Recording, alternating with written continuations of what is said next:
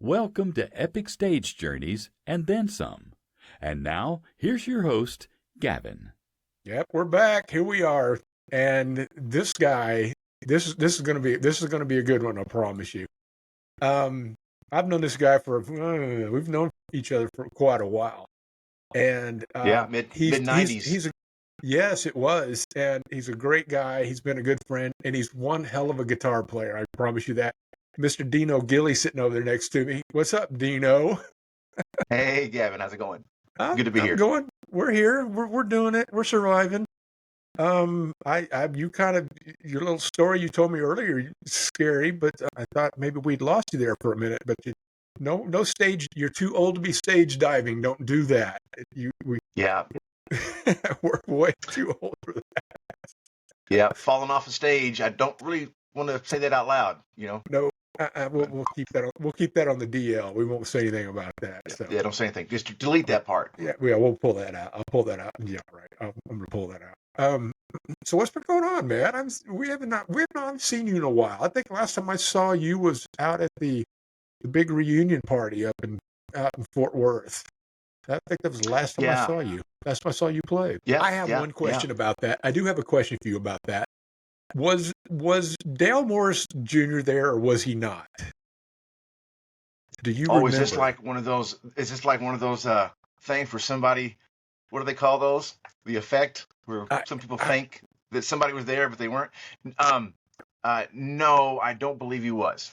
Okay, I could have sworn at one point I thought I saw him, and then everybody went on, and he wasn't there on the stage. And I went, hold on a minute. I saw him. He came before it all started for like 30 minutes, and then he had to go. So you did so my.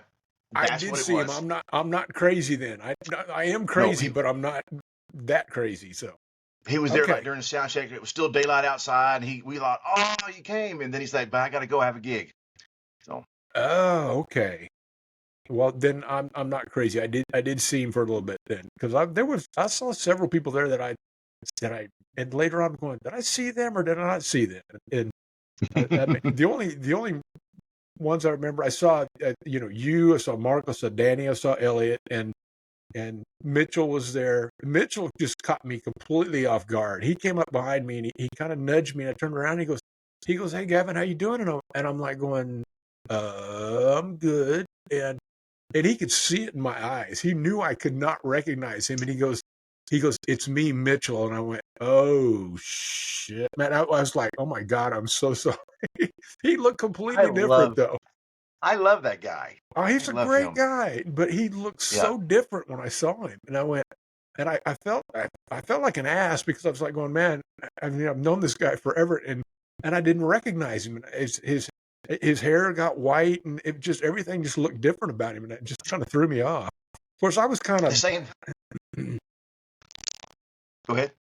I wasn't feeling good that night, and I was like, and then the next day I think, did I see this person? Did I see that person? I don't know. Same thing happened to me. I was down back home in Sherman Denison area, and I went to a funeral, and I was there, and this guy that I've known from when I was like 16 to 25, saw him regularly in that time period. Matter of fact, he was my bass player for many of those years in the rock band I was in. Yeah, and I see this guy coming. I'm getting out of the car. I'm going to sing and play acoustic for the funeral, and I see this guy walking up, and he's kind of got long dark gray, greasy hair, and he's pretty. He's kind of chubby, And I'm thinking, who's this guy walking over to me? And so I'm like, hey, how you doing? And he walks up, he shakes my hand, he gives me a hug, and goes, long time no see. And I'm like, hey, it's good to see you.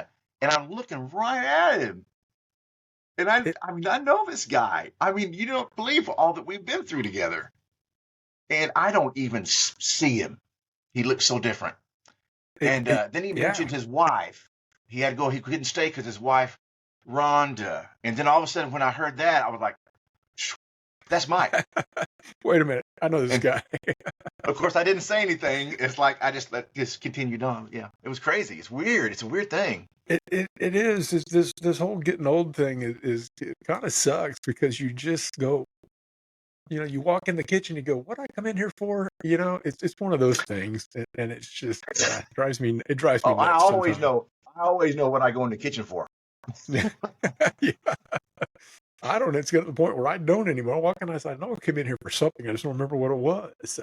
So when you and I met, were you in the band when were you playing at Borrowed Money with the guys then? Yeah. Okay. Yep.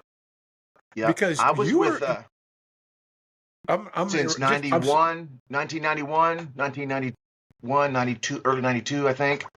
okay, because that's probably when we met, was right around that time, because I came back from Houston about that time.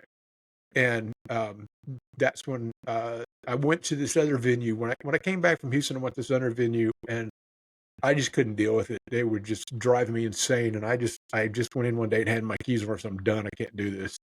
And I called Marshall, the great Marshall Argovitz, which I still cannot get him to come on. I don't know what the hell he's doing. Yes, I remember him, the sound man. Yeah. And I called Marshall because I was going to tell him, hey man, I'm looking for a gig if you know anybody. And I wasn't planning on going back into DJing. I was, because I'd been managing it and I didn't want, but I was like, I'll do anything. I was just, they had pissed me off and I just walked and I said, I got to find something. So I called Marshall and I said, hey man, I just want to let you know that I quit that other gig, and if you hear of anything, holler at me. He goes, well, we're looking for somebody here. Just come on down. I'll introduce you to everybody. And I said, so I went down the next day. I think the next day I went down and met everybody, and met Galloway, and that was interesting in itself. But he was cool. But he goes, go up and just play a set, just DJ a set. And I said, okay. I went up and did it. And he goes, and when I got finished, he come up and said, you're hired. And I said, okay. So, and that's what pushed me on to the other things. But that's when I remember. That's when I first met all you guys. It was during that time, and because you were doing rock, you were playing rock before you got into the country scene, weren't you? Yeah. In the late 80s or early 90s, I was kind of rock and different kinds. I've always tried to be like very, what do they call it, a rounded player, where, back then I was playing classical guitar, flamenco guitar, blues, rock, different kinds of rock, heavy metal. And then I decided, I saw this video of this guy. I don't remember who he was, but he was playing country. And I thought, oh, that's really cool. So I started listening to a little country, and I really kind of liked it. That 90s country is very, very good. It is. Well, yeah, it was great. Yeah. And so then I went to a party with another friend of mine, and I didn't realize it, but it wasn't a band like playing a gig. It was more like a jam session. And they were all country. There was a steel player, fiddle player. I didn't really know any of them. I knew one guy, steel player, and his name was Benny. Amazing guy. There's another one of those people like you and a few other people from back in those days where I wish I would have been good friends with them ever since, but I just become a recluse, I guess. But anyway, so we were jamming, and I thought I just wanted to jump out there and jam. I was like, man, this is awesome. And then I found out really quick at that moment just how hard country freaking is. People don't realize it as a musician that you hear country and you think, a lot of people don't like that. If they're not raised on country, they go, I don't like it. I liked it, and I wanted to play it, and I started applying everything musically that I knew. And I was a pretty accomplished player at that time, I'd like to think. And I just couldn't even follow. I couldn't. Everything I played was terrible. Everything I didn't understand it all. And so then Benny helped me. He showed me. He goes, hey, look, you're just approaching it as a rock player, and you got to throw those scales, throw that whole idea out the window. It's a whole new thing. Yeah. He said it's more like jazz. It's more like jazz than it is rock. I don't want to go into a big technical thing, but rock, usually you play one thing, one scale, pretty much, and then that's all you have to do. But on country, every chord has its own little scale thing. It's like if it changes direction, you've got to follow it. And so anyway, that's it was different because you kind of came in because I think you'd already cut your hair. I saw pictures of you with the hair. You had I still had the hair. you had the oh, did you still have the hair then? Okay. Yeah, I didn't know if I remember that or not. Well, I moved to Dallas because I wanted to get into music more. Mhm. This is like, I guess, 92, maybe 91. And I wanted to get into music more, and I wanted to play professionally because back in Sherman, just garage band stuff. Yeah. A few gigs here and there, but I really wasn't doing what I wanted. So I moved to Dallas and found out quickly that, wow, there was nobody making money. Boy, if you wanted to starve, play rock in Dallas back in the early mid 90s, I mean, they weren't paying anything. And that was when it was like really hopping. Well, The basement, city limits. the basements, DCL, all of those. But what happened was what I noticed when I came back to the Dallas area, it was everything like the rock clubs, the dance clubs, everything was kind of drying up, and everything was migrating towards country because I mean, country hit hard, and I think that one, and you got to give him credit, but I think Garth Brooks is one that pushed a lot of those buttons and said, "Hey, Oh, you know yeah. what? We can be entertaining and do country," and he did it. I agree. I worked one of his shows, and I mean, the guy is, I mean, he used to go up there and help focus his own lights back in the day. So, I mean, he would walk the rig and focus lights and do all that. And I mean, he was so into it, but I mean, he just kind of pushed it to a different level and brought it all up. And that's when it went nuts. And then, of course, you notice that, all the country bars are slamming all of a sudden. And, when we made the move when I made the move from borrowed money over to the Dallas club, the Cowboys Dallas, they had. I remember when the owners came in that one night, and I asked Marshall. I said, "Who are those guys?" He goes, "Oh, those are the guys that own Cowboys." He goes, "They're probably out here trying to pillage." Yeah. And I thought, well, can yeah, imagine. they do that. And so the next thing I know, manager comes up to me and he goes, "Hey," he goes, I need to talk to you." And I said, "Yeah." And he goes, "I don't know if you noticed." I said, "What? The owners from Cowboys are in here?" And he goes, "Oh, you noticed?" And I said, "Yeah, it was pretty obvious." And he goes, "Well," he goes, "They've made me an offer, and I think I'm gonna go." And I said, "Okay, well, I wish you all the best." He goes, "No, no, no, no." He goes, "I'm taking you with me." He goes, "You're coming with me," and he brought Hollywood. He brought Jeff Durker with me as well to take care of all the lighting. And so I was like, "Oh, okay." And so that's how we ended up over there. And then the rest was history. They just kept me over in Dallas and long enough until they got Arlington open, and then they pushed me over there. But I Wow. remember walking that Arlington building, when it was nothing. I think it was an old Kmart. I think that's what Yeah. it Yeah. was. Something like that. It was shut. And Yeah. we went Department in store of there. some kind. Yeah, we went in there, and it was just this big empty shell. And I walked in, and I was like, "What in the hell are we getting into?" And of course, Hmm. when it was done, it completely just transformed the whole thing. But I could not remember though if you were playing in the band when you were at Borrowed Money. So you were there because the bass Yeah. player you had a different bass player. We went through several bass players. The main bass player is actually the one that got me the gig. Duran was Yes, his name. Duran. Duran. Mm-hmm. Long, real skinny guy, tall, long, black hair. He was the one you guys called the terrorist bass players when you guys called him that. Yeah, he did. He looked like he was the terrorist. Still racist, but yeah. I was, I was, like I said, I was learning country a little bit and getting into that, and if I wouldn't have done that, I wouldn't have got the gig because, well, of course. But what got me the gig was I was in a place called Spears Music. I used to just go in there. I thought, well, I'll go in there and see if I can meet some people. So I was sitting there playing on a guitar in the little room they had and playing the little country things that I had worked out. Mm. And this guy comes in with long hair and he just sat down in front of me, just Indian style, just sit down in front of me and just watched. And I was like, okay, well, I guess I'm playing. So I started playing everything I could do, trying to show off.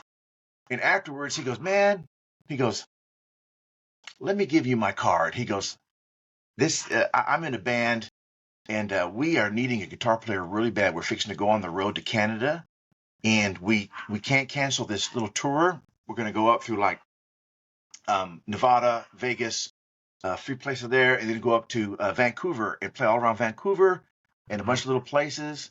And he told me how much it was going to be a week, and I thought, wow, that's the kind of money that I'm looking for. And I wanted like to tour around. That'd be really nice. So I was like, great. He goes, yeah, you just have to come over to his dad had a church. His dad was a preacher, and it was right over here on 30, right off of 30 over here in Arlington. And so I drove from Dallas over to there, and I met everybody at a Denny's, and met Mark and him. I think Mark and him were the only one there. Mark Justice. And, who was the guy Duran. with the long hair? Duran Cutbirth. Oh, it was Duran found you. Okay. Bass player. All right. My bad. I lost track. So they invite me over to the church to audition. And I've come to a long time after that, I found out that Mark and him, when they went back to talking, and I was waiting out there in the car, Mark was like, I don't want to hire him. He seems to be like he's got some good guitar skills, but he said he looks way too heavy metal. He looks because I had like really long hair. It was like almost down to my belt. Yeah, I remember it was long. I remember seeing photos of it. It was even longer then. And I had a leather jacket, and but the one thing that got me the gig was that I played some really good country riffs, but I had a thing called a guitar synthesizer. Mm-hmm. I had just got it, and it had a setting on there for violin.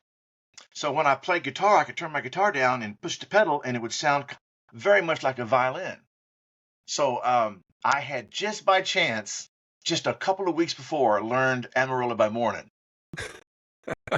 And so I knew that little line of the violin, and when I played that, Mark went. He was freaking out on that, and years later, he said, "That's the reason you got the gig right there was when you played Amarillo by Morning." When you played that, I remember that. I remember you had that synthesizer. I remember you used to play all different kinds of stuff with that thing. It was really amazing cool at the time. It was. Yeah, I want to get that one, but that's kind of how I got the gig. So you guys took off and went all up through Canada and stuff, and that was we did like 2 things of like 3 months each or more, going up there and back, and met a ton of people, played all kinds of crazy places. Yeah, it was a lot of fun. And then we came back, and that's when we were looking for local work. So we were playing Borrowed Money and all these kind of places, and all the places we could. There was a whole lot of places we played. They're not even around anymore. Yeah. And then we got wind of playing. We played a couple of times over at Dallas, at the Cowboys in Dallas. This is before everything else, Red River or Arlington. And we got that gig over there, and it was kind of like it wasn't a house band gig yet. It was kind of turning into that. They were having us back, and there was a talk about us being a house band. Played with Marty. That's where I met Marty Hedden. Played with him there. I think Liz Callender sang there a little bit. A bunch of other people. I got to play with Charlie Daniels there at that place. That was one of the highlights of my whole thing. You grow up years and years of hearing The Devil Went Down to Georgia. He was looking for a soul to steal. Yeah. And all those Charlie Daniels songs. And then lo and behold, he was doing how the artists do when they come from like Oklahoma City going down to Austin. Yeah. Or Houston. They'll stop here in Dallas, and they may not have a concert here, but they'll just send everybody. The whole band will go back down to there, and they'll stop off here to make an extra $10,000. Yeah, or whatever. They have to do a pickup show. Yeah, this little pickup show, and so we had to learn all of his music. So we had like 2 sets of music of all his stuff, and so man, we worked so hard on that stuff, so hard on it. And during the rehearsal, he said to me, he goes, "Boy, man, you're a fine picker." And he was such a nice guy. He complimented us all. He goes, "Man, you guys know the stuff as good as my band. We really tried." One of the funny things that he did was the drummer Elliot Rose was the drummer. He had just got his brand new $5,000 drum kit, and it was sitting there during the rehearsal. And we had learned all the songs like the record, right? So the tempos, Elliot had all the tempos written down. And we didn't realize it that Charlie Daniels, well, he played everything like a lot faster. Yeah. So he was like, after the first song, he turned around to Elliot and took his fiddle bow and just fast. I want it to be like this. So he wasn't being mean and he wasn't mad. He was just communicating the way he knew. He didn't realize that Elliot just bought a $5,000 drum kit, and he's beating on Elliot's brand new bass drum on the top of the shell like this. And Elliot, we all turned around. Elliot's like, and what do you say, Charlie Daniels? Now, I love Charlie Daniels. I always loved working for him because he was such a kind person. And yes, he was, when he would come up, I would go out and get him off the bus because that was my thing. I told everybody, I said, leave him alone, I'll go get him. And I'd go out to the bus and he'd open the door up and he'd go, hey, Gavin, come on in. And, we'd go up there and he'd go, sit down, I'll pour you some coffee. And I said, no, I said, just give me some water. And we'd sit and talk. And it was just like, he said, how's your mom and them? And, everything's good. And yes, everything's good. And he was getting on in years, but he was that guy that, I would say, Mr. Charlie, we're going to go on in, and we'd walk, and I'd have to walk him in, and he would just kind of chug along, just, just moving along and rambling. But, when I got him on the stage and you put that guitar on him, he became like a 21-year-old. And he just went nuts. And he would just tear it up. And he was a great guy. And I remember big the old stories. Guy too. He was a big guy. He was a big guy. His head was huge. That was huge. Yeah. He's like, that's the way we wear him. Where I'm from. But I remember the story of him messing with Elliot, trying to get him to keep up. And Elliot, and I can tell you what, Elliot is an amazing drummer. I've always been in awe of him because I think when I first met you guys, Elliot might have been 17? Yes, 16, 17. Yeah. Yeah, I know he was young. But the dude was he was amazing.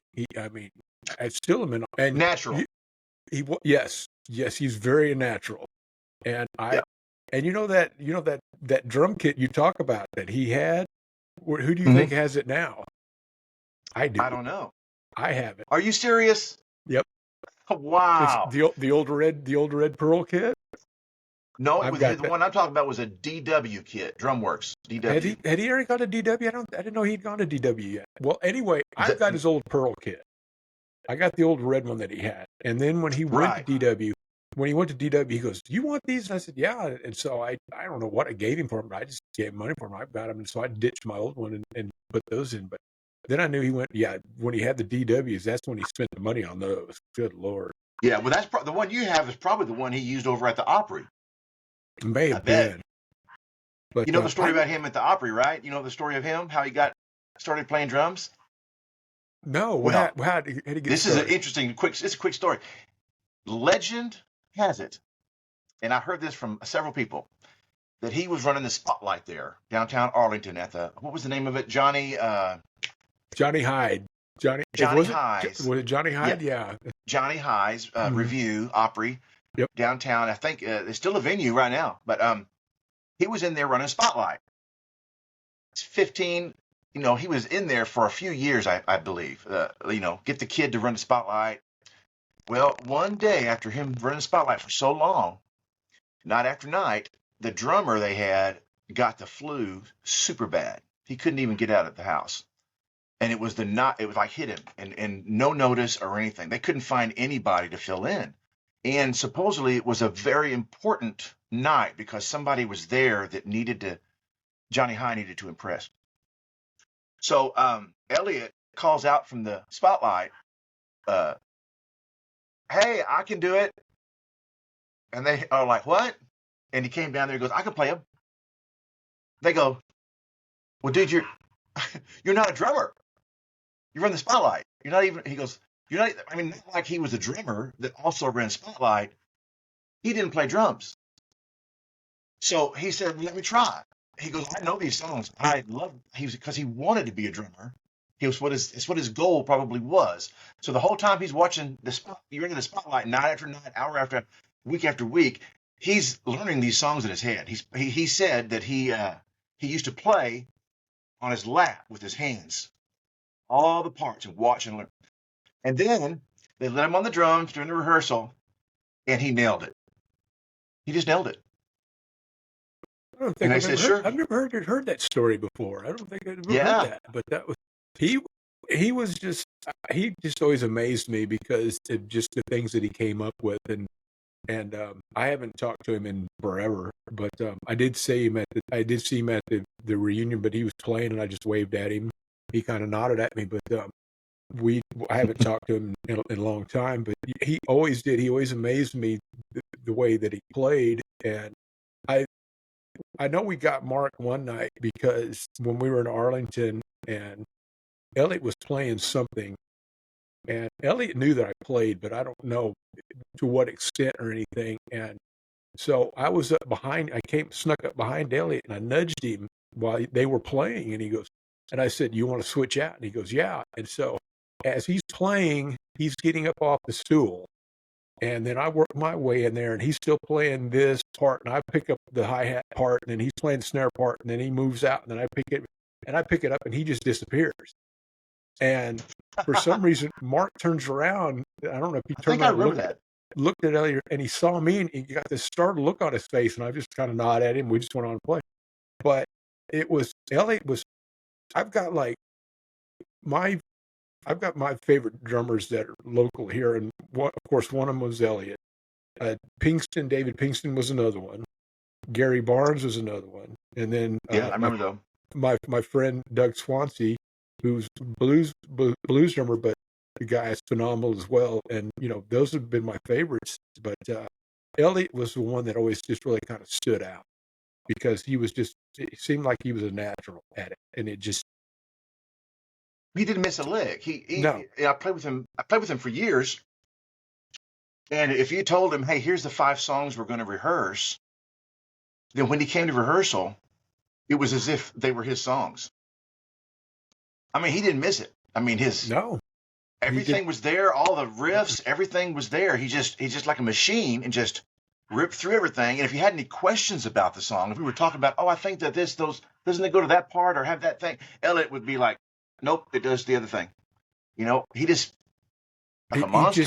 He was, and it just always blew me away that how he picked things up, and he would do, let me try this or let me do this. And I was like going, I hate you, you smug little shit. You're 17 and I'm thinking, but the thing I remember the most about Elliot was at Borrowed Money when Elliot would be singing backup. He'd be singing background. Oh my gosh.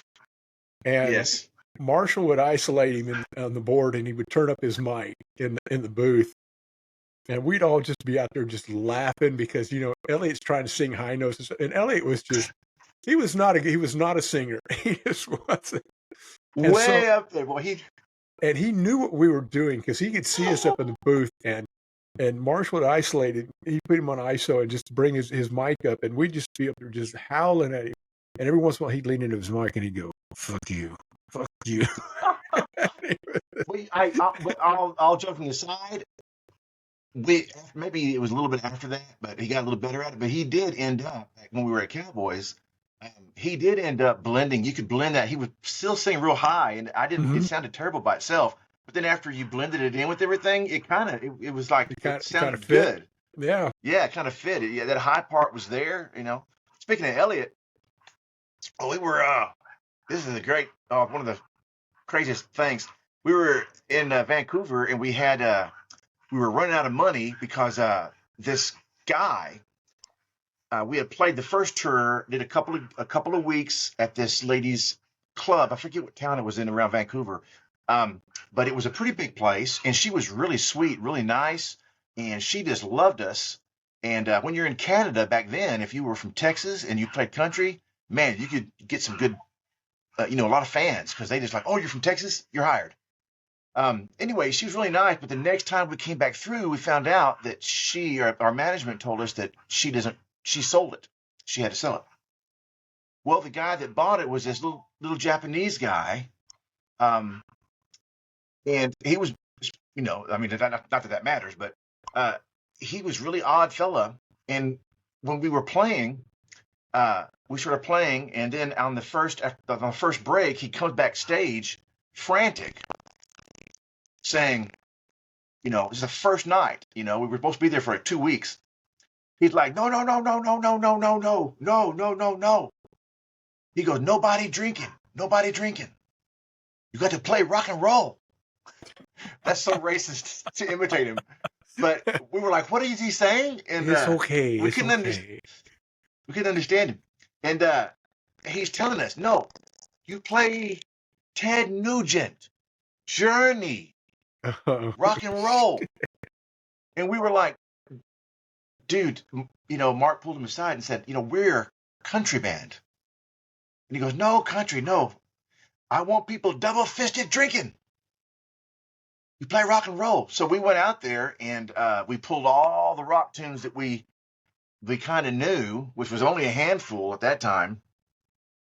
And we got through that night, but then he fired us because we weren't a rock band. So unbeknownst to us, the venue had changed from country to rock. So all of a sudden now we have 2 weeks of no pay. So we had to travel. We found a couple of gigs, but they were way off the path up in these little lumberjack towns, way up there. And it was a bad weather. And the guy that we talked to, we had some friends up there to follow us around and stuff. They said, you don't want to drive up through there. There's a thing called Rogers Pass, I think. And he goes, yeah, it's going to be full of black ice. He goes, it's very dangerous because it's one of those things where the mountain, you're on the side of a mountain and the mountain comes down real steep. And then there's a road, just 2 lanes. And then there's a rail. And then there's like a 300, 400 foot drop off. And then, even then you can still see big old trees down there. They're probably 100 feet too. And he said, yeah, it's really dangerous. And being that we, in the situation we were in, everybody had been driving the truck. We traveled with a truck we call Big Red, and it was just a dually with a shell on it that was kind of the shells that were kind of part of the truck, I think. Yeah. Kind of. Mm-hmm. So we broke the window out. Mark had removed the window so you could climb up and back. And we had a mattress back there and some clothing and some snacks and things. Pulling a big trailer. So we were like, man, we can't drive. We had all exhausted. I mean, literally, I was falling asleep talking to people. You're talking to each other. Yeah.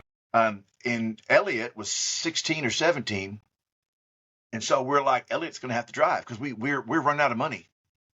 And so he's like, he could do it. He could drive. He knew how to drive.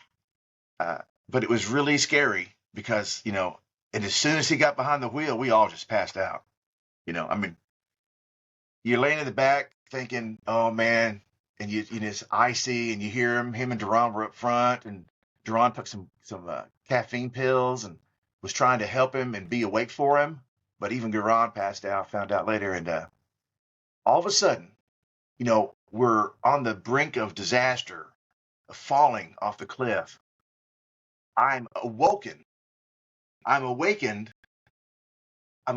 by the shrilling of tires, terrible screaming and horrific sounds, yelling for help. Could feel the centrifugal force of the truck just spinning. And I reach the top. I reach up at the top. And I'm like, Jesus, Jesus, Jesus, Jesus, Jesus. I am really, literally crying out for Jesus. And all of a sudden, it just stops. And I'm thinking, I'm waiting for the crash. And all of a sudden, I hear everybody, the whole band, laughing their butt off.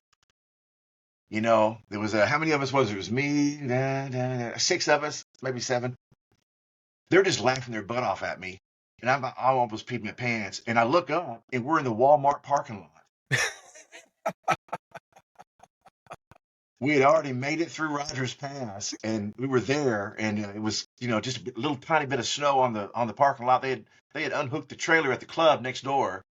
I slept through all of that, and they pulled out into the thing and started doing the donuts in the parking lot, screaming and waiting for me to wake up. They're like, man, we didn't think you were going to wake up. We were screaming for like 2 minutes. Yeah. That was crazy. Yeah, that might have made me nervous. We did that was a long time ago when I was in college. We did this. A bunch of us went to we went from Louisiana to Mississippi to something. I don't know what it was. Some school. I don't know hell what it was. But we were in my folks had this van, one of those custom vans back in the day with that you had the couch and all the table. And it was a bunch of like 6 or 8 of us that went. And so I took that and everybody had gone to sleep and we were just driving along. And then all of a sudden, I just slammed on the brakes and just screamed as loud as I could. And I know there's a couple guys that probably had to go change their shorts after that, but that's no way to wake anybody up. They were so mad at me when I did that. You don't want Oh you don't man, want to wake up like that. That's horrible. no. Yeah, I got another thing that happened in Canada was kind of, we thought we were all going to get arrested at one point. We were called the Canadian Mounties. You know how the Mounties look with their Mhm. red uniforms? They had Oh, us yeah. all lined up. We were trying to cross the border, and the place we were trying to cross was a real little bitty place, and it just had pretty much a little office log cabin type thing, like something out of a movie. We pulled up there. They had a demarcation line, and they were about to let us through. They're like, "Oh, okay, you're playing over here. Oh yeah, we can tell just by looking. You know." They opened the back of the trailer and looked in there. "Oh, you guys are definitely a band-aid. We'll let you out on through. No problem, eh?" So we were about to leave, and another guy came in at the little window inside, like a little bank window, had a little glass, a little opening, and another guy came in and said, "Oh, wait, but we got to get your all of your ID though. We're gonna snapshot your ID or something like that." Oh, okay. So we give him all our driver's license and everything, and I wish I could remember his name. He was a great guy. He was playing keyboard for us for just a few gigs at that time. He was at that time he was probably 60, 65 years old even back then. Mhm. Can't remember his name though. Mark. Everybody in the band knew him pretty well. Uh, he went to get his license out, and as he opened his wallet, he just like he's like opens his wallet like this right in front of the window to get his license out, and right from the corner right here, a bunch of white powder just spills out, just a stream of it just spills out right on the front of the Mountie right there on the counter. And then it was like a movie. Me and Mark and everybody look at him like, what the heck? And then he looks up at the Mountie, and the Mounties, they lean in and look down, and then the Mountie goes, "What's that?" And he goes, "Oh, it's aspirin." He goes, "Well, why is it?" He goes, "It's been in my wallet for like months." He goes, it's just got ground up in there." And those guys, man, they were so nice before, but they said, "Okay, everybody outside." So they lined us up.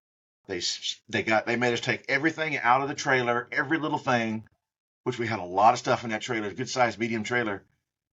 We had to line everything up. They had to search through everything, look through the thing. And they came back. They actually had it come back. They had it tested, the powder, and it was okay.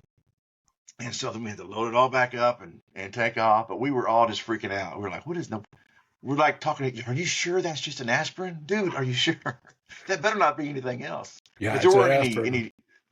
there weren't any drugs allowed on the road with us at all or anything like that, So Yeah, especially not that in was, Canada. You don't want to because I've known bands that have gone, into Canada or think they're going into Canada that they didn't go because somebody either in the band or on the crew or somebody had a record or something.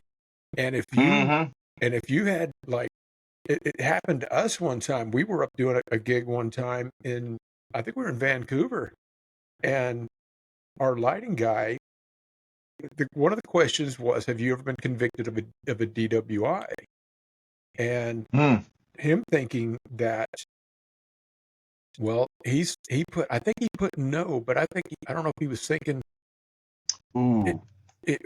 I don't know what he was thinking, but anyway, in Canada, I think they consider it a felony up there, but down here it's not. And so they found out that he had this conviction on his record, and so they were going to deport him. They'd already told him Wow. they had come out and they'd said, "No, you're getting deported." And he freaked out and he goes, "I don't know what am I going to do?" And I said, "Just sit tight." And so we called the office and we brought everybody into play and everything. And the office got him an attorney up there, and they had to go back and they met with the judge and they showed him, they said, look, yes, he's been convicted of a DWI in the States, but that's not a felony. And I think the question was, have you ever been convicted of a felony? And I think he put no, and that's where it got it started. And so he had to go through that. But after that, they showed the records and everything, and the judge backed off, and they said, no, he can stay. But then we had a couple of knuckleheads that, hey, what is that pinging noise? You got something That pinging is over there? yeah. I can't turn that off though. That is our home alarm system. When someone opens the door, it chimes. Okay. Yeah. I'm sorry. I was like, no, I was like, it'd be quite an ordeal. It'd be quite an ordeal to get it to turn off. I understand that, no doubt. Well, anyway, what I was saying was there were a couple of, we were doing this one show. I forget what show it was, but it was pretty massive, and we had put all these video. Back then, we weren't dealing quite yet with the video panels that we ended up doing video walls and stuff. But that was just kind of coming into play, and we had another company build a video wall from the top of the deck of the stage down to the floor, and then we were running graphics all across there. Well, the company that came in, the guys that brought it in, lied about coming in when they came in. Uh-oh. They just said, well, no, we're just coming in vacation. We're just going to be hanging out and doing everything. Well, a couple of them got in, and then one of them they started questioning him, and they just weren't buying it. So they got into his computer, and they found all the stuff about the show and everything. And so they automatically turned him around and sent him home. Wow. Well, then the next day, I get a call on the radio and said, hey, you're needed in the office. And the other production manager that was there with me, he was kind of more the lead. Kenny Hunt was there too. And I called him on the radio and I said, Kenny, I got the office. There were all these people there that looked all military. And I'm thinking, what is going on? Well, they were ICE for Canada. And they go, are you in charge? And I said, yes, sir. I'm one of them. And he goes, I need to see everybody in your crew here right now. And so I got on the radio and I said, everybody stop what you're doing and come to the office. Well, then Kenny jumps on and goes, we're not done. We got this to do. And I said, no. We're not. This is not. I'm not asking. I'm telling everybody to get your butts over here now. And they divided all of us up. And they each gave us an officer that we had to go sit in a room with. And they questioned all of us. And the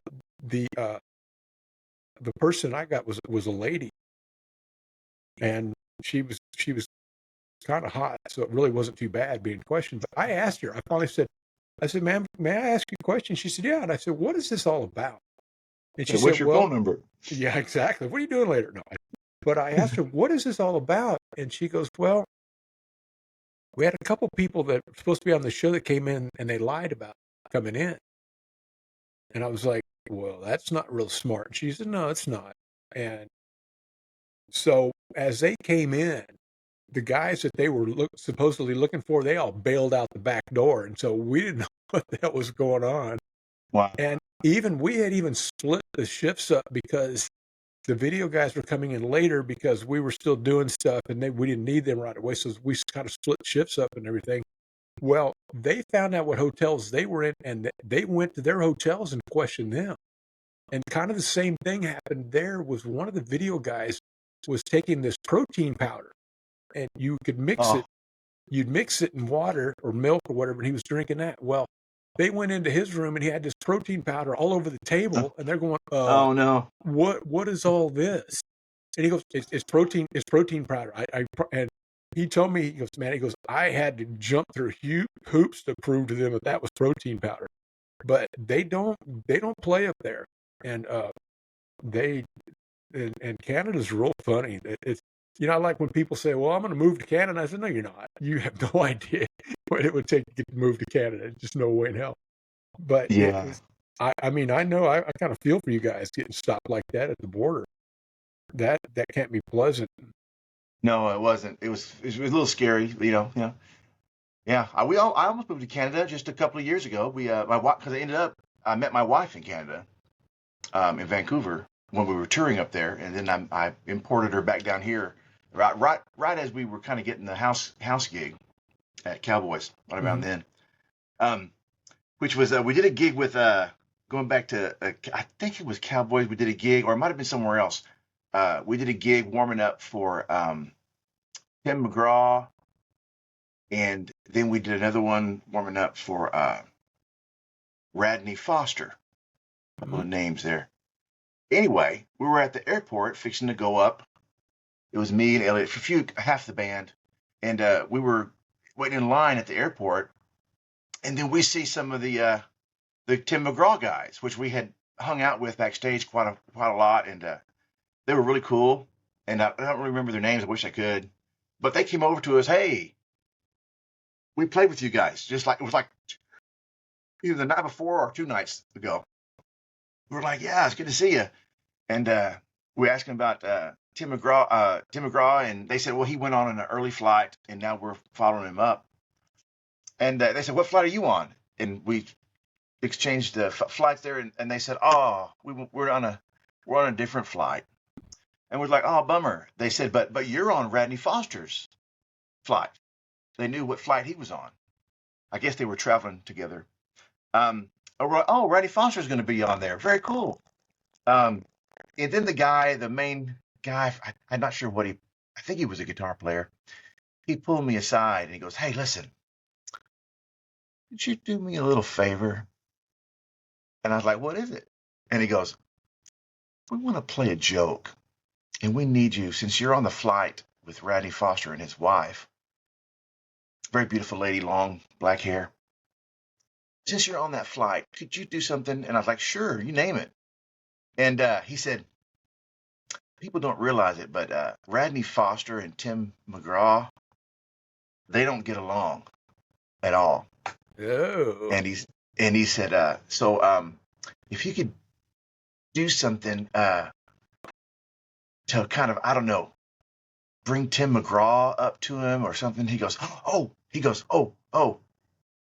pretend he is Tim McGraw.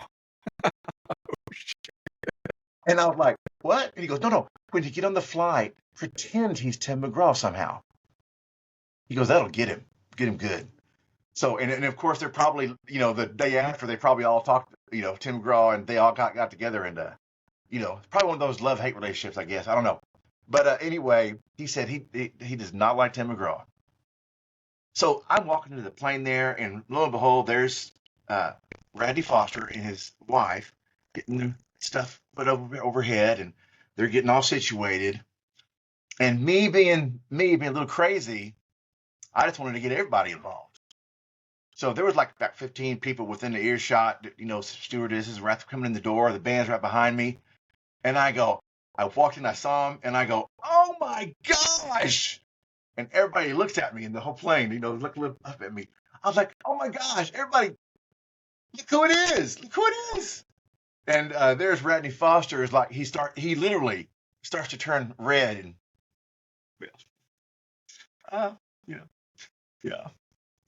any musician or any singer songwriter loves attention. So he was like, oh, somebody recognized me. And we're like, oh my gosh. I said, it's a pleasure to meet you. I shook his hand like, oh my gosh. Everybody was behind me. He's like, oh my gosh, yeah. And he's like going, he didn't recognize me at all. And so he's like, oh my gosh. Oh, nice to meet you. I didn't have my cowboy hat on. He's like, nice to meet you. Nice to meet you. I said, does everybody know who this is? This is Tim McGraw. And his whole countenance went. And then his wife did one of those things like she just like left the conversation. It was hilarious. Anyway, yeah, I always thought that was kind of funny. Yeah, because you remember Tim McGraw was the first act we put into Arlington. He opened the club. Yeah. I don't know if that was the time. That might have been the time because it was just opening, so we might have been having to go up and do a couple of gigs maybe after that and then come back.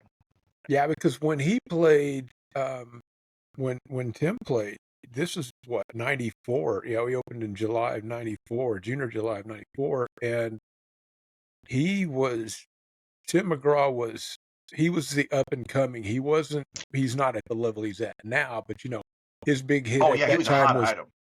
But remember the big hit he had was Indian Outlaw.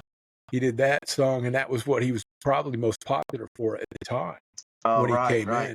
And I remember because when his truck came in and they started getting everything off, well, he had a Harley on the back of the trailer, inside of the trailer, and they unloaded the Harley first, and I was, what's with the Harley? And they go, oh, well, Tim likes to take it cruise around when nothing's going on. He goes out rides and stuff. And I said, oh, okay. And he did. That's He cool. he took off. But it was McGraw was the first one, because I remember that when we opened the place, they still didn't have their liquor license, and so we had to give Yes. everything away. We had to give everything away. All the Well, remember alcohol. it was like the first of the night we didn't it was like everything was okay. We went out there and played. Me and Mark, the we were like opening up for him. So we went out there to play. I think we were doing like 2 sets before him. I don't remember, but there was a break, and it was packed, 5,000 people, and Mark came back, and everybody was talking to Mark, and then he came to the band room upstairs and said, "Hey, listen, when we go back out there, I'm going to make an announcement." We're like, "What is it?" He wouldn't tell us. He liked to keep things secret. And so he said, "I'm going to make an announcement." Well, come to find out that it was like over the limit of people for that venue. So it was like almost going to get shut down. And then they decided to let it ride. And then what we heard was when Mark went out on stage, he announced before we started that we didn't have the liquor license. It wasn't something was wrong with the liquor license. So, and everybody went, boo. Oh, it was like so sad. 5,000 people. Oh, and then he said, so what we're going to do is we're going to give you all the liquor for free all night long. Mm-hmm. And the whole place erupted. 5,000 people just erupted. Oh, it was crazy. God. That was horrible. We had to do that. It's like, because you much got money? one of two choices. You either give it away or you just don't have it. You just tell them we don't have it, and they weren't going to do that. No, because we were, like you said, when we opened that damn place, it was like, I don't know. It was the new coming of bars at the time, or whatever, but it was, everybody came to that damn club. I mean, everybody came to that venue. I mean, we have met more people. You guys have played with more people. I mean, it was amazing what we ran through that place. And, oh yeah, so many famous people we got to play with. Oh, I know. It was Willie ridiculous. Nelson. I talked to Willie Nelson backstage, and he always had a cop with him everywhere he went. He was there all day. We were there all day that day. It was the Willie Nelson show, and he's walking around with the cop everywhere. And I remember asking him, Willie, why do you always have the cop with you? And he said, well, if you had the same friends as me, you'd have a cop with you too. My rule was, and I told this to all the guys, not your guys, but all of our guys in the production bunch. I said, nobody's allowed on Willie's bus. I don't want to, don't even think about it. And who do you think was the first one I caught coming in and in the back door from Willie's bus? It was Dale Bridges. It was Dale Bridges, the lighting guy. Oh, yeah. He came in the back door, and I said, Dale, what are you doing?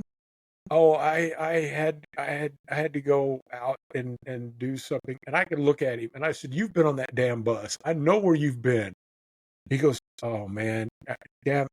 And I said, "I ought to send you home." And I said, "I can't, but I should. I'm not going to." But I said, "You promised me you wouldn't." And then he finally just stopped. He goes, "That's some of the best weed I've ever had, man. I swear to God." And I'm thinking, well, maybe I should go out there and try some of it. And I was like, no, can't do that. But oh my God. And he did.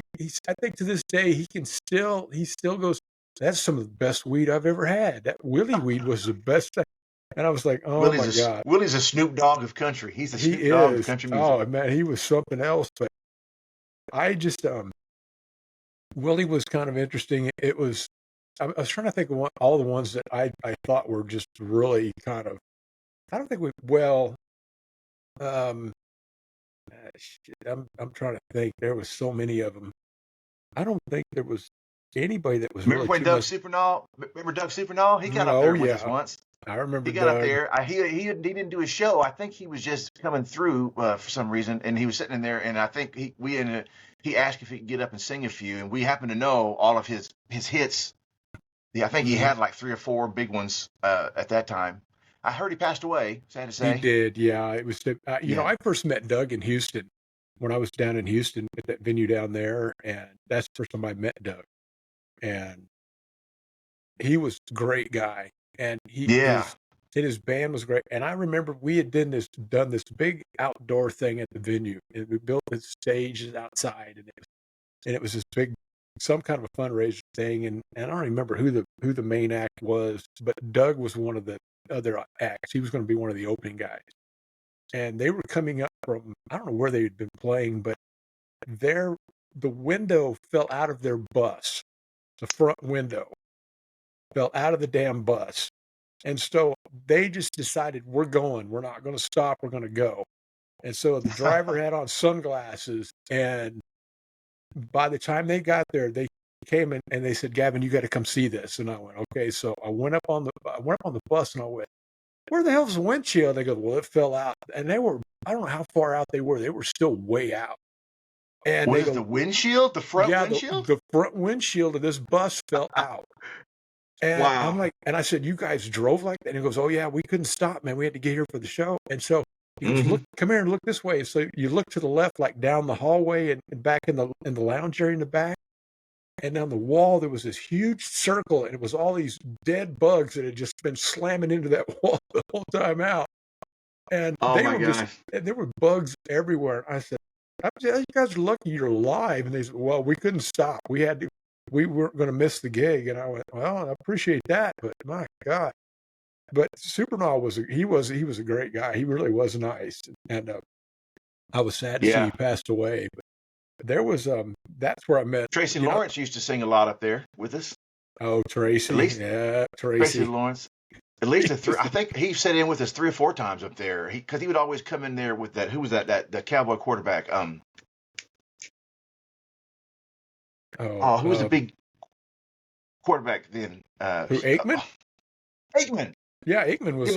That was him. Him Yeah, and Aikman would always hang out. He'd be in there all the time. There. Yeah. Yeah. Tracy Lawrence was a mess. He was such a damn handful, because that's back when he was still drinking. Oh And- yeah, he was. Yeah, he was. Oh drinking. my God! And I told I put one of the assistant managers with him or something, and I said, just stay with him and don't let him start drinking or anything. Let's just keep him on the down low until we get him on stage, and then after that, we'll just cut him loose and everything. That's kind of surreal thinking back about that. And what happened was, the manager decided he was going to take Tracy down the street to the Topless Club down the street there. And I'm trying to think. Oh, I remember it was Fantasy Ranch. And I get a call from somebody down there at the ranch, and they go, Gavin, I said, yeah. And he goes, we got a couple of your guys down here, and they're getting ready to go to jail. And I was like, and I was like, all right, I'll be down there in a minute. So I got hopped in the truck and drove down there. It was just like not even 5 minutes down the road, just a couple minutes down the road. And I get there, and there's a couple of Arlington police cars there. And what happened was, they were going in. He had Tracy with him, and they were going in, and somebody was coming out, and they all had words or something, and it all broke loose. And so then they decided they got it all broken up. They said the cops are on the way. Well, somehow Tracy broke loose, and he started climbing over the back fence to get out of the place. And they finally get him and got him back over there. And so I'm over there talking to the officers, and they go, and they explain what's going on. And I said, guys, I'm really sorry. He was not supposed to leave the venue. I said, please, I said, if you'll do me any favor, I said, let me have him. I said, he's got to play tonight. The manager, take him. I don't care. Throw his ass in jail. He knew not to come down here anyway. I said, I don't care. But I said, I've got to have Tracy back. And they finally backed off and they said, okay, you can take them both. And I thought, but there was never a dull moment with Tracy ever. It was always something with him. But he was a great guy, but it was just, there were several of them that, they'd start drinking and it was like, oh, here we go. And I'm trying to think. It was it always was, a lot of laughs. A lot of laughs for sure. I used to show my magic tricks. Remember when I used to do all the close-up magic? Do you remember that? I remember. Yeah, I remember that. I had a whole bunch of different tricks that I would do, blow people's mind. I used to do them for them, Aikman and Tracy Lawrence. I started doing them on the table, some card things, some coin things. They were digging it. They were laughing. They were like, dude, that's crazy. That's crazy. So I hung out with them many times up there. I remember being on stage with Tracy singing like alibis. We're up there, he sat in with us and we're playing a few of his songs. And then I look over there on the rail there. There's Aikman over there going, yeah, go. You guys go. Aikman. It's like, wow, this is weird. God, it's so weird. The stories with him were, I'm not even going to get into those. He was. Boy, that guy had some big hands, didn't he? I thought I had big hands. I shook his hand, and the first time I met him, and his hand just engulfed mine. It was like, dang, you're a big guy. Because he was a big guy. He was a big guy. Yeah, was a big guy. He's bigger than you. You're pretty big, but he was bigger than you, I think. Well, I'm 6'6", and I think he was right there with me. But he was just built. He was built a hell of a lot better than I was. That's for sure. Because I was no. But he just looked bigger than life, I guess. Being a cowboy and everything. He was kind of a pain sometimes, though. But anyway, that's the whole story. I remember. They built me stairs. They built me stairs to get up on the rail up there on the side of the stage. Mm-hmm. And I'd get up there and do with Marty Hinton and do Purple Rain guitar solo in the spotlight. Man, you know what I wish? I wish that we had video of those days. I've never heard of anyone that had any video of us playing. It is so sad that that's just kind of a lost thing. It's just gone forever. No one had phones. No one had phones. Nobody had. They didn't have cameras in your phones at that time. No, well, you did, but they didn't do video and all that stuff. It was you still had flip phones, and when you text on a flip phone, you had to count the numbers, which letter was under each number, and all that. It was a mess. But you think you're going to live forever. I'll get some. I wish we would have kept a camcorder with the band at all times. Our the one that stood out to me with you guys was when, if you remember, we put in the system that would lay out the low-lying fog, and the fog would just stay on the ground, and you would be laying on the stage underneath the fog, and we'd have the lights out, and so you guys would get started, and all of a sudden you'd start playing, and you'd sit up out of the fog. And then Blackburn was on the other side of the venue, up on the rail in front of one of the main bars over there. And you guys get into a duel going back and forth with the guitar. Oh, that's right. That's right. Yeah. And then sometimes I'd be out there and he'd be on stage. Yeah, but the first time you sat up out of that fog, everybody lost their mind. They were like, what the hell's going on? They had never seen anything like it. And that was one of the things. Because the other thing about that, what stood out for me with that system is that it hooked onto this massive CO2 tank. And you could see the lines would feed into it. Well, the lines would freeze. You had to be real careful with it because it'd get real cold. And I remember one night, Blackburn went over there and stuck his tongue on that line. It froze on it. And so he just pulled back and pulled his tongue off there, and he left this little chunk of tongue on the rail. And I was like, and I thought, oh, that had to have hurt. And Bobby said, no, I'm good, I'm fine.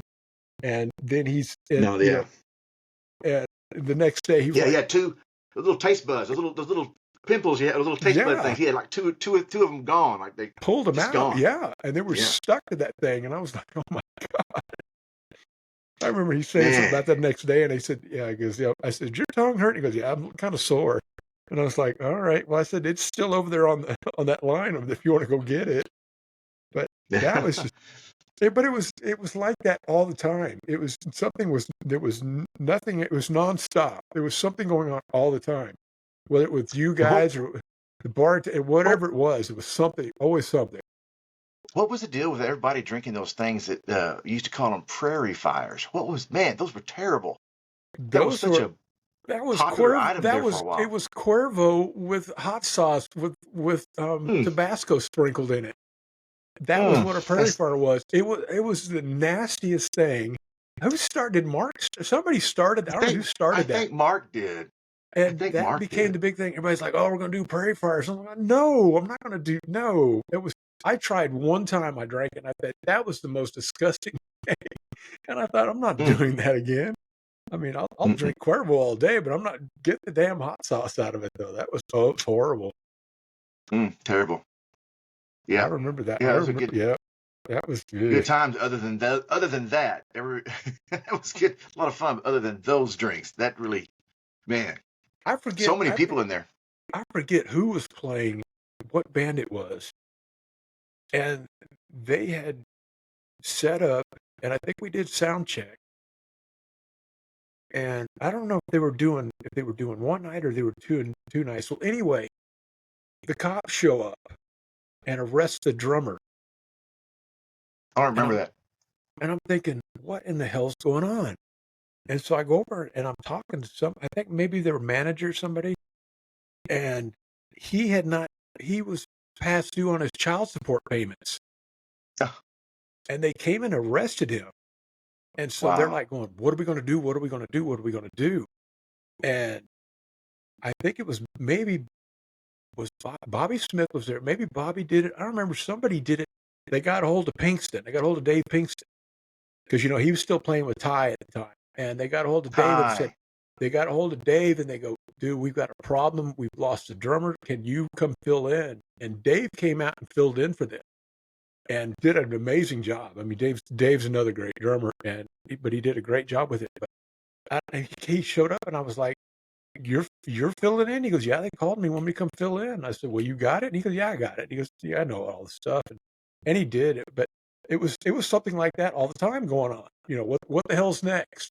Who's going to do what? Yeah, Man, so great. Overall, though, great, incredible musicians that we had come through there and play in the phenomenal. band with Yes. everybody. Liz, Marty, and Mark. And I was I was having so much fun because me and Bobby and Danny, we got to do like the opening set a lot of nights that we were Hmm. there.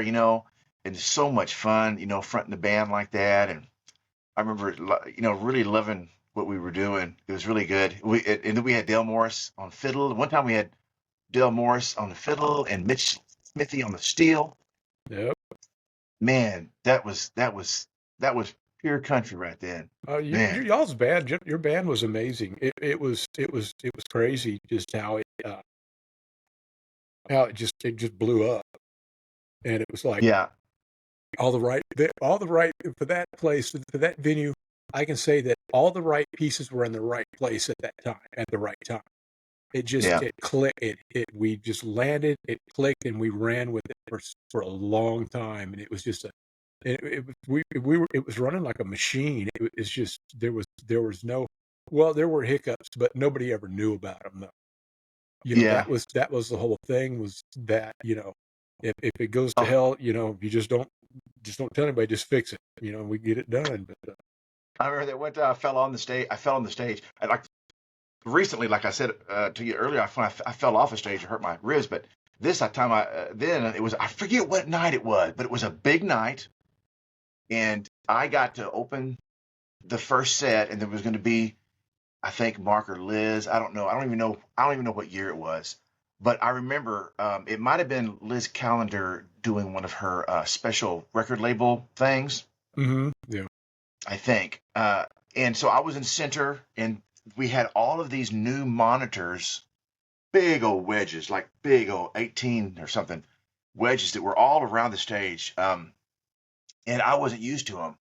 And I know Mark Justice was watching, and remember how he used to have that thing he used to always say, "Somebody scream," Yeah. and that was like everybody would go nuts. That was like his call sign. Mm-hmm. Well, I was messing with Mark, and so I was going to get up there, and so the first thing I was going to say when the spotlight came on, just me, I was going to say, "Somebody, welcome to Cowboy," yada yada. Somebody scream, and then I was going to back up, and we are going to start the first song, and it was going to be like just a second. The light was going to go off, and then all the lights were going to come on. And right as I said, trying to be a big dude, I said, somebody scream. And I backed up. And right as the spotlight was closing, turning off, you see me go, oh. And you And I down fall you went. backwards over one of those big monitors, put my feet up in the air. And then I hurry up and get up, and the lights all came on. I was like, yeah. It was Mark behind you. He was tripping you because you were using his line there. So he's like, "No, you can't do that. What are you doing?" But It yeah, was crazy. it was it was a whole different time, and I know it's just like I said, all the right pieces were in the right place at the right time, and it was just we just went, and we all just fed off of each other all the time, and it was always Mark said we're going to do this, we're going to finish this, and I knew where to pick up from there, and it was just, and it just we just kept it going all the time, and it was nonstop from doors open to doors closed. We just never let it end. And my philosophy with it was if you wanted people to leave and think I've had the best time, I could die right now, and Yeah. I'm a happy camper. And that was always my deal. That was what my driving factor was, is that we made sure people left, and they always had something to remember it by. And it Yeah. was We always said, hey, let's not be a house band at a little nightclub in Arlington. Well, it wasn't little, but it was one of the biggest. But we always said to each other, let's make this where people leave thinking they were at a concert. yeah. You know. And you got that. You guys did that every damn night. You guys never Yeah. failed ever. And now I know there were times when the owner would get to be, be a pain in the ass sometimes, but it was, and I know there was, and I had many fights and arguments and stuff with him about the music and the band and this and that and the other thing, and I know Mark did too, but it was worth fighting for, though, because you guys were damn good at what you did, and I wasn't going to be the one to tell you how to do it or how I wanted you to do it or anything. I said, you guys are the pros. You guys handle it the way that you want to handle it. And I said, and the rest of us just feed off of that. And that's just the way it worked. And it worked to a T. We never had any issues at all, except sometimes Marty would be a pain in the ass sometimes. Still love him, but he could be a pain in the butt sometimes. But Yeah, when you get guys like him that are super talented, because the guy is super talented. I mean, his he voice is. was so good. They're He going to he be a little. Yeah, he just, I haven't even heard anything about him. I don't know. Somebody said he's back out playing, but I don't know if that's true or not. Well, I always thought that he was down in Austin or Houston area doing Yeah, a house gig. I'd heard he'd gone down south somewhere, but didn't hear much about him. And I I tried talked to to, get in touch with him, but it was like he's like one of those things. It's like you're in the situations, playing in a house band, a gig, the whole scene, music scene. At one point, you think everybody's your friend, but then a few years later, it's like you kind of try to get a hold of people. There's been several people that I've been trying to get a hold of where I was excited. I thought they were greet me with open arms. Oh my gosh! But it's like because that's what I felt like. But they just don't even message you back, or it just seems so yeah, weird. So there are people out there. I talk to people. I talk to a lot of people. Like Liz is one of them. Liz Callender's one. She was very radio silent for a long time, and I sent her a message one day out of the blue because Jim, you remember her brother Jimmy, hmm he was on with me. I don't know how many of them ago, but he was on with me, and I was talking to him, and I said, I really want Liz to come on with me. And he goes, we can take a shot. He goes, I'll ask her. Well, then I sent her a message, and I think I messaged her through Facebook, and I said, I really want you to come on. I want to talk to you. I haven't seen you in forever. I'd love to talk to you. And never heard anything. It was real quiet for a while. And then one day my alert went off that I had a message. And so I looked, and it was Liz. And I went, okay. And because I thought, I was hoping that Jim would convince her to go to the anniversary party, but she wouldn't go. And so she came back and she said, I would love to come on and do it with you. She goes, I'll do it anytime. And so that's where we're at right now. So one day I may get her on, come talk to me. But I loved her to Yeah, I death. definitely like to see She that. was such an Like to amazing see that. singer. She was an amazing person.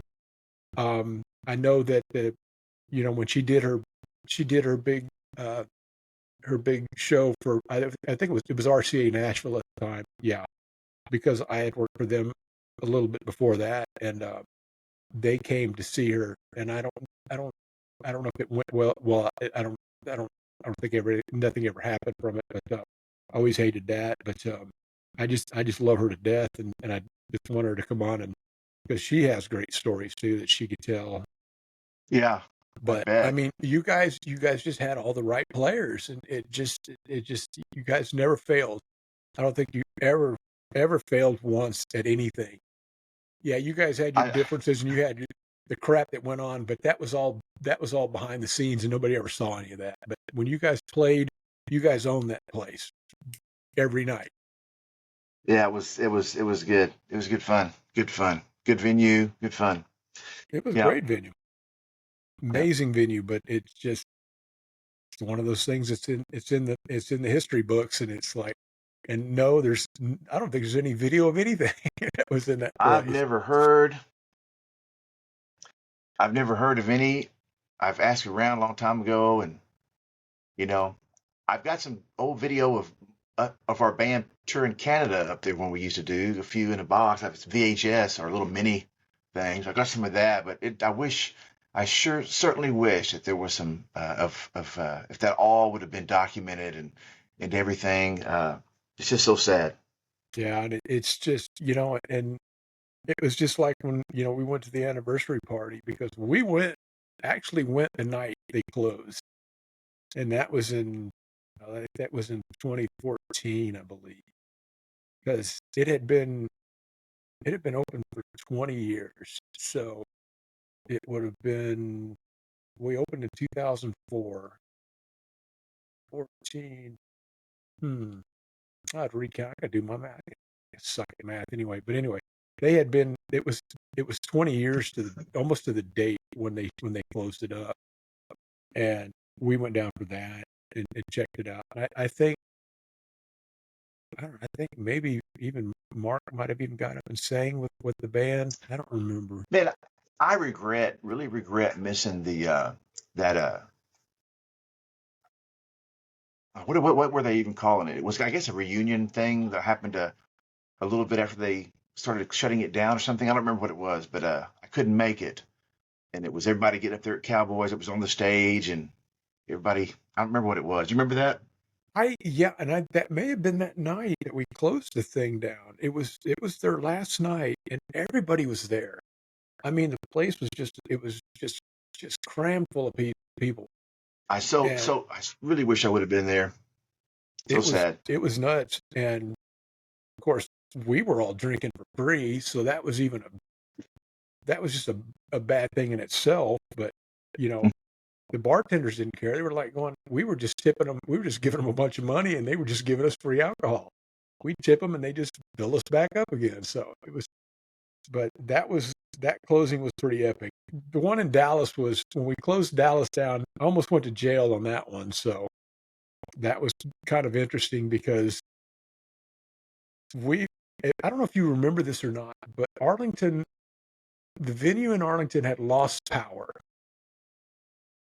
And what happened was, I think all the power that was feeding in that building was three-phase. But anyway, they blew a leg. Somewhere a leg blew, and we lost power.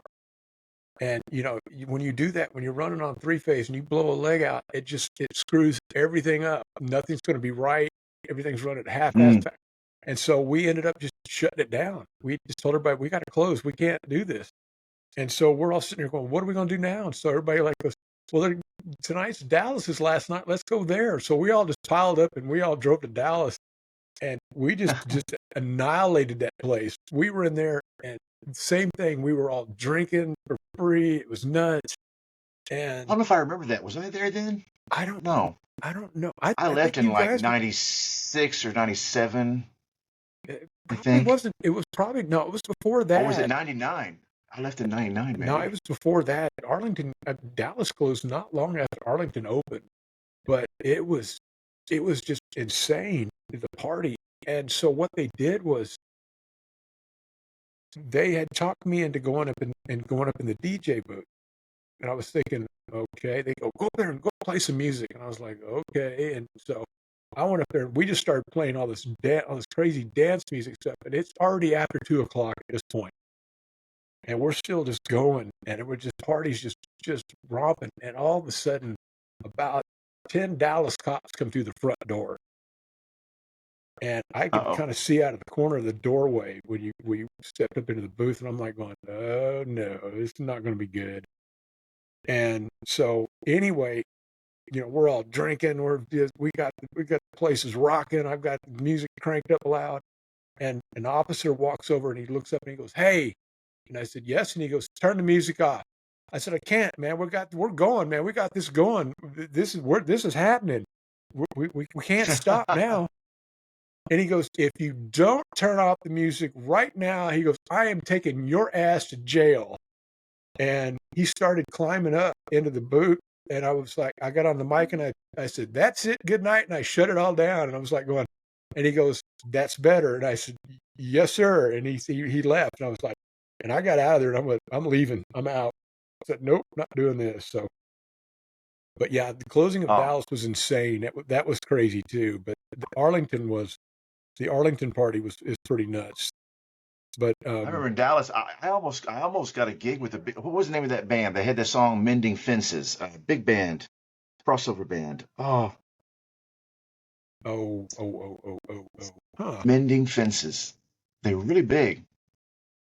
They had videos on MTV and everything. I can't. Oh, why am I drawing a blank?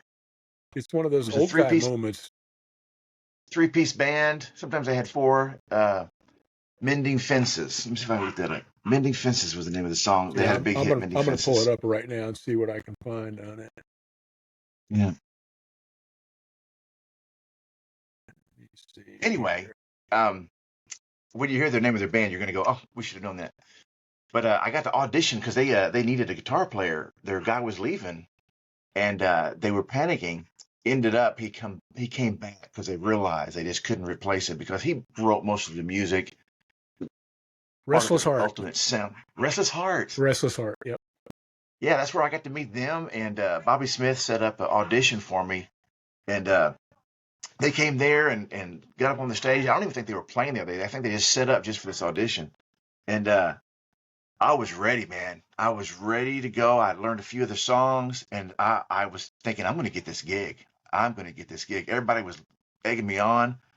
But then when I got out there on the stage with them and they were ready for me, I was like the only guy auditioning there. And they said, there's only one stipulation. You have to play on our guitar player's rig. And he was there because he was a friend. He was helping them find somebody. So I was like, you got to be kidding me. And if you know anything about guitar players, most of us were much kind of beasts of our own environments. You're picky, is what you are. Yeah, It's okay. I looked down at his. We have this stuff on the floor. It's called a pedal board where we get all of our sounds, turn things on and off. Mm-hmm. Well, his looked like a jet cockpit because they had number one Billboard hits. Oh yeah. And they had lots they of were money, so he they had were the best large back equipment. then. And I'm looking down at it, I'm like going, I don't know what in the heck to do with all this stuff. I was just a plug my guitar into maybe a couple of little pedals and go into the amp kind of guy. So it was just terrible. It turned out to where I think I did a couple of things well, but most of it was just terrible. We'll let you know. And I was like, don't even bother. This is just terrible. I turned Who on the was wrong, it? I was having to focus so much on what I was trying to accomplish with the floor. I couldn't remember where we were in the song. Terrible. Who was it that was trying to steal Elliot? I'm trying to think who that. I think that was Tracy Lawrence that tried to steal Elliot at one time. A lot of people tried to steal Elliot. A lot of Yeah. people tried to steal Elliot. And I kept telling him, I said, "Go, man, just do it."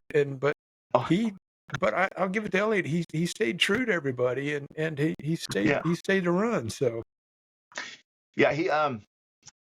it's so sad whenever everything kind of got busted up, and Mark left and Bobby left and everything, and me and Danny stayed. It was just like I just really was, I really wish that I wouldn't have stayed. I really do, because it would have been so much better. The camaraderie. I always thought, okay, it was like a business thing. Oh, you guys are leaving? Okay, well, we're going to stay. But I wish I would have really looked deeper and thought, you know what? We need to stick together as a band. I think it would have been really cool what we would have done after that. Our lives would have been different. Of course, now that I have a kid, I don't regret anything, Well, because yeah, if I did anything different, I wouldn't have had him. How old is he now? How old is your son now? He's 13. Ah, we're getting old. 13. Yeah, I remember when he was. I remember when your wife was still pregnant with him. I remember that. Well, and most people my age, their kids are 20. Usually I kind of. You got a little late start, but that's okay. Little late. And he looks just like you. I mean, he looks identical to you. Poor kid.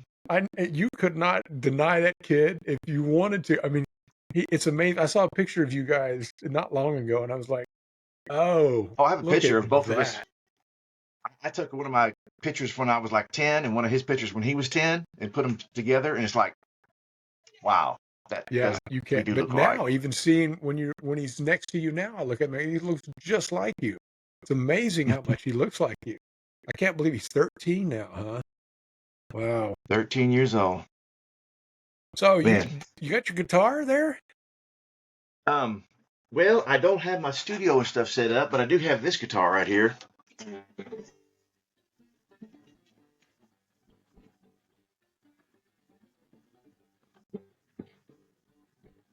It's kind of a classical guitar. I'll try to play something if you want me to.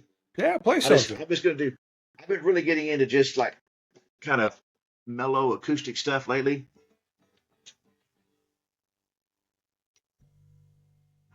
Can you hear that? How's that sound? Oh yeah, it's there.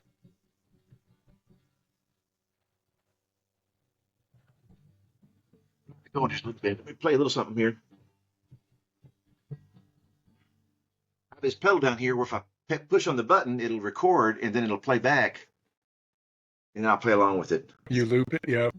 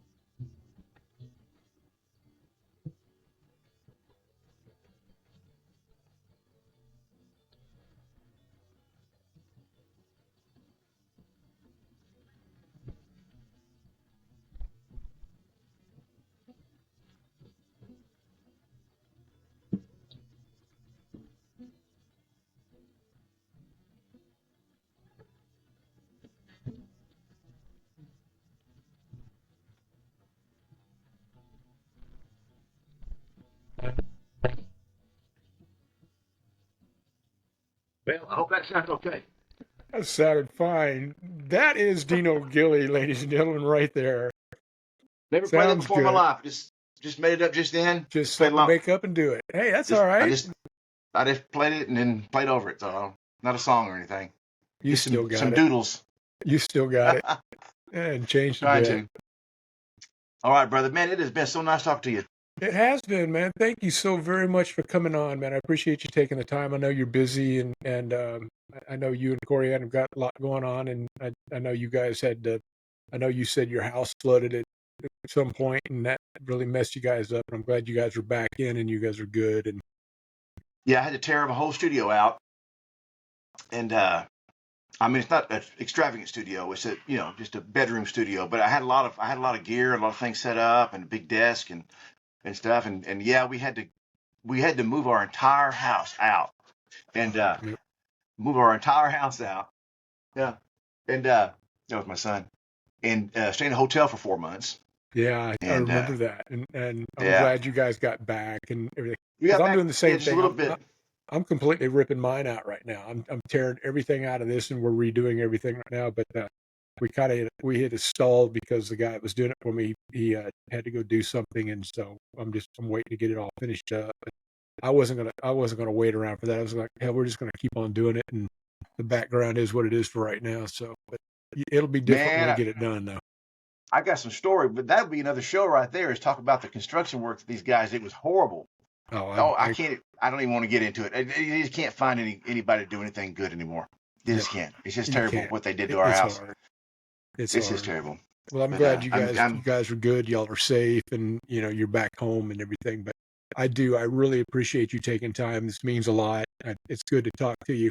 We have not talked in a long time, and it's good to see you, good to talk to you, and I'm glad you guys are doing well. But good to see you too, brother. I am. You know what? I am. We'll do this again. We're definitely going to have to do this again because we haven't even touched on half the stuff that we've talked about. So we're not Yeah, even, and I can. we're not And even hopefully by close. then I'll have my studio set up a little bit. Play some electric guitar and have a bigger sound and just wail on some electric guitar. It'd be a lot of fun. Definitely. Oh yeah, definitely. Yeah. We'll do that, man, for sure. So, well, again, man, I want to say thank you for coming on. Much love to you and the family. I hope you guys, everything is good. And I will talk to you again real soon. Again, ladies and gentlemen, the great Dino Gilley. Dino, love you, man. Thank you for coming on. I really appreciate it. Good to be here. Good to see you again. And shout out to everybody watching. If you know me, then I know you. God bless you. All right. Take care. I miss Thanks you. a lot.